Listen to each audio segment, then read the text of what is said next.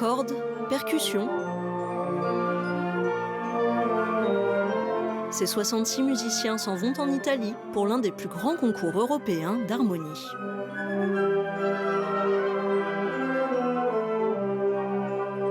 Quelques heures avant de présenter les morceaux du concours au public local, il faut encore fignoler.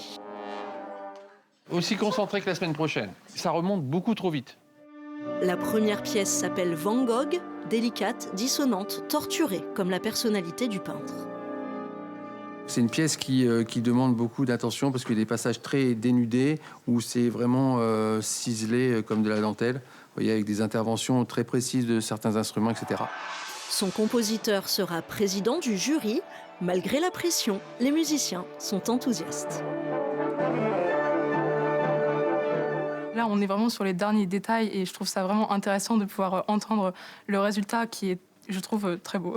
C'est quand même une expérience qui donne envie d'aller plus loin dans l'apprentissage de l'instrument. Donc c'est sympa et ça fait évoluer énormément. Pour beaucoup des jeunes, on n'a jamais fait de concours. Donc c'est vraiment la première fois qu'on va aller en concours. Donc c'est vraiment l'effet de découvrir un petit peu comment ça se passe. Et puis même écouter aussi les autres orchestres, voir un petit peu toute l'ambiance. Ça va être très sympa. Ce projet permet aussi de renforcer la formation. L'après-Covid, pour toutes les associations, ça a été quand même assez compliqué de remobiliser les gens. L'objectif, c'est de repulser un petit peu, redonner un dynamisme à l'orchestre. Et pour l'instant, voilà, je dirais que c'est gagné, en tout cas pour cette partie-là, puisqu'on voit que depuis le mois de septembre, les rangs de l'orchestre gonflent petit à petit. Et quel que soit le résultat en Italie, le public d'ici est déjà conquis. Ça fait toujours quelque chose un peu aux tripes et tout. J'espère qu'ils vont revenir avec un prix et je trouve que c'est une aventure formidable.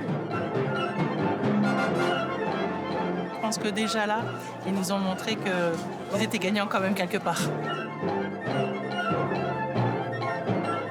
Un prix serait tout de même un beau cadeau pour cette harmonie qui souffle ses 120 bougies l'an prochain, alors souhaitons-lui bon vent.